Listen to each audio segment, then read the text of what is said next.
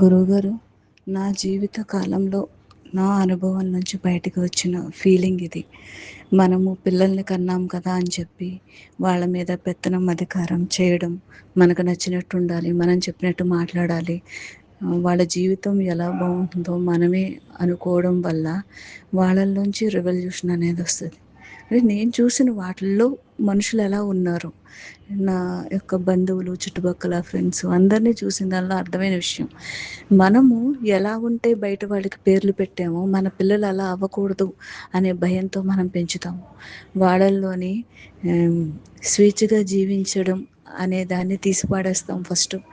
జంతువులు, పక్షులు ఆనందంగా, సంతోషంగా వాటికి నచ్చినట్టుగా ఉంటాయి, కానీ ఒక మనిషికి అవ్వదు. అలాగా అవ్వదంటే అవ్వదనేలా మనమే చేసేసాము. రెండోది ఏంటంటే, వాళ్ళు పెళ్లి చేసుకోము, మేము తర్వాత పిల్లల్ని కనము, జంతువుల్ని పెంచుకుంటాం, పిల్లుల్ని, కుక్కల్ని పెంచుకుంటాము అని అంటున్నారంటే, ఎలా ఉంటే వాళ్ళకి నచ్చదో, ఎలా ఉండకూడదో అర్థమయ్యింది.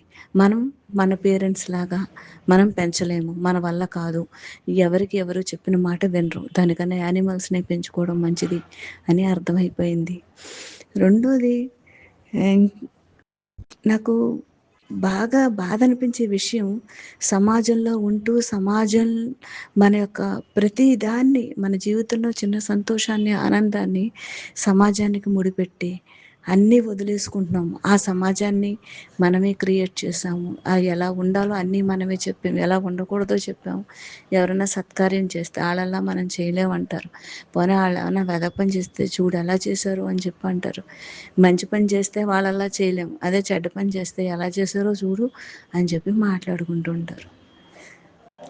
మనం మనంతట మనమే మన చుట్టూ కంచెను కట్టుకుని మనం ఎందుకు పుట్టాము, దేనికి పుట్టాము, ఏది ఎంతవరకు అవసరం, అసలు మనకంటూ ఒకటి ఏమైనా ఉందా లేదా అని ఆలోచించిన విధానాన్ని కూడా ఆలోచించే స్థితిలో లేము.